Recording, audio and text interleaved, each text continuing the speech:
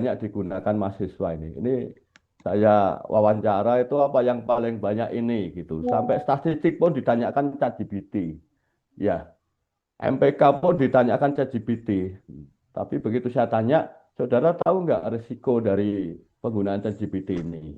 Masa mau riset dengan perumusan masalah misalkan, eksploratif, deskriptif, korelasional, kausal, komparatif dijadikan satu. Saudara ngerti nggak risiko dari perumusan masalah itu? Kalau ini dibutuhkan mindset method, nggak ngerti. Ada dosen yang lain yang mereview, ya dikasih tugas mereview teori-teori yang positivistik, subjektivis.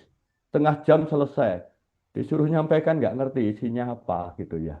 Nah ini yang apa namanya tentu nanti di bawah nanti ada hal-hal yang perlu kita perhatikan. Kita ingatkan alat ini hanya digunakan untuk membantu. Ya, tapi jangan kita sangat tergantung nantinya. Lalu berikutnya dari riset rapid ini bisa untuk menemukan riset yang relevan, ya, untuk tulisan dan sebagainya. Ini banyak yang mencarinya manual. Ya, dengan judulnya apa, temanya apa. Oh, saya mau riset penggunaan sosial media. Padahal pakai ini nanti terpetakan itu sak jurnalnya tahun berapa, yang nulis siapa, sak sumbernya sudah ada. Nah, tolong bermigrasi ke arah-arah yang digital. Ya, next. Tolong next. Nah, banyak banget di sini ya. Eh, bisa dibaca ulang ya. Yang berikutnya yang baru juga DeepSeek ya. Ini ada yang gratis dan ada yang berbayar. Ada yang gratis ini yang banyak digunakan mahasiswa ya. Agak punya duit sedikit dia beli bulanan, agak punya dikit nanti 4 bulanan, 6 bulanan.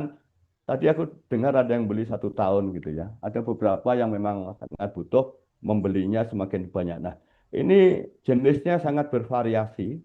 Tapi ini intinya kegunaannya yang paling banyak ya untuk mencari ide, membuat judul, menyusun draft proposal, baru draft, tapi berikutnya harus mahasiswa sendiri yang membuat.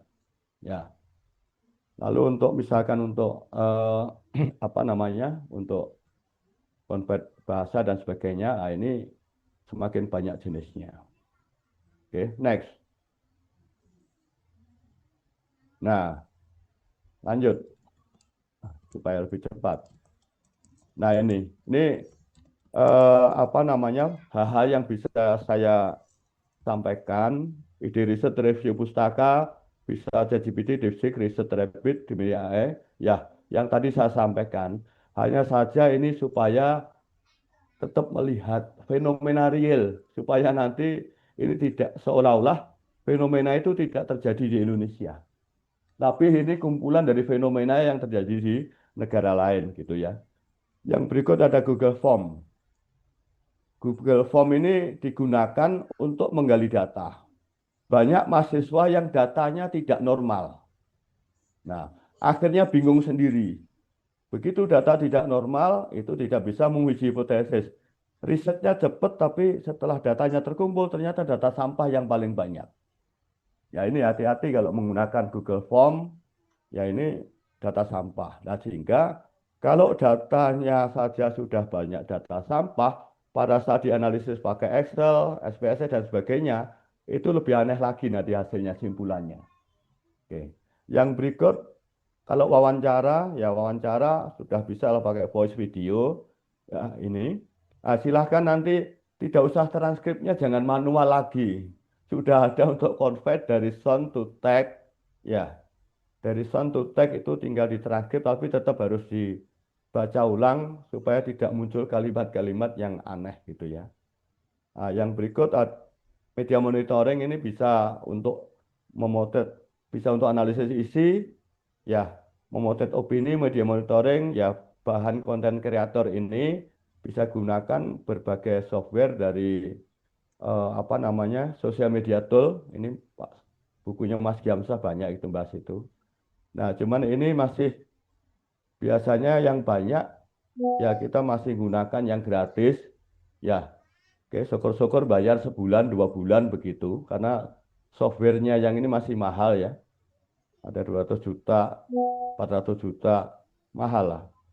Ya mungkin untuk jangka panjang mahal, tapi biasanya mahasiswa menggunakan ya pakai 1 bulan atau 2 minggu, begitu closing ganti akun lagi, pakai gratis lagi ya itu nggak apa-apa lah. Tapi ini sudah bisa digunakan dan apa namanya kemarin ada yang sudah mulai analisis wacana dia menggunakan alat ini untuk memonitor berbagai hal yang digital karena datanya terlalu banyak mau ditranskrip ditarik data juga terlalu lama sehingga harus menggunakan sosial media tool ini dan sebagainya mungkin banyak lagi nanti mungkin bisa ditingkatkan lanjut. Nah poin ini yang mau saya sampaikan ya ancamannya adalah plagiarisme ya oke kadang-kadang tidak dirubah ya. Oke, hasil AI langsung dipakai. Yang berikutnya ketergantungan pada AI, ya lalu malas berpikir, kurang kreatif, lalu sudah mulai muncul joki tugas. Kalau dikasih tugas langsung dikirim ke temannya, di kelas langsung dia dapat hasilnya. Ini mulai muncul ini. Kalau kemarin kan isunya yang mengerjakan apa namanya eh, tugas akhir misalkan, tapi sekarang sudah tugas itu pun sudah mulai muncul orang lain yang ngerjakan. Ya, mungkin ada problem sejenis yang akan muncul yang mungkin lebih banyak lagi. Nah, lalu saya ingatkan AI itu sebagai alat bantu, kemampuan personal tetap harus berjalan. Untuk mahasiswa ya tetap kemampuan personalnya, untuk dosen harus tetap menekankan kemampuan personal, AI hanya sebagai alat bantu. Yang berikutnya, hati-hati dengan bias hasil AI. Kalau inputnya salah, outputnya akan semakin salah. Oke. Kalau AI yang banyak dianalisis datanya lebih banyak tentang perempuan, lalu kok menganalisis laki-laki, ya nanti akan salah nanti. Gitu ya, hati-hati dengan itu. Lalu AI hanya untuk visualisasi data, ya, tapi ini perlu mungkin yang dosen-dosen eh, audiovisual ya, mungkin nanti perlu diskusi mana yang bisa digunakan dan mana yang tidak. Mungkin resourcesnya mungkin tetap harus asli misalkan. Nah, yang berikutnya proses belajar itu tetap penting untuk meningkatkan kemampuan dosen apalagi mahasiswa gitu ya. Oke, lalu yang berikut mencantumkan AI yang digunakan ini. Ini harus jujur kalau kita menggunakan AI ya memang kita cantumkan begitu. Ya, misalnya sosial media tool yang kita gunakan untuk menggali data primernya apa harus ada di situ ya dan sebagainya. Google Form dan sebagainya harus mulai. Ini aplikasi AI perlu kategorisasi dan batas pemanfaatan pada panduan riset dan tugas. Ini eh, tadi saya sempat diskusi dengan atau beberapa hari juga diskusi dengan Kaprodi. Ya, ini mungkin mana yang boleh dan mana yang tidak boleh. Ya, lalu kalau di panduan riset ya di tugas akhir atau tugas-tugas itu sudah harus mana yang batasnya yang boleh digunakan dan mana yang tidak digunakan dan termasuk cara menggunakannya seperti apa gitu. Karena pada saat ada tool untuk bisa melihat hasil AI, nah ini Mana men kok nggak ada? yang bahaya. Tapi ini kok nggak ada itunya? Waktunya Caranya pada. dibutuhkan tool untuk melihat hasil AI. Nah, sehingga kalau ini sudah muncul, bisa dibedakan mana yang kreativitas mahasiswa dan mana sebenarnya itu hasil AI.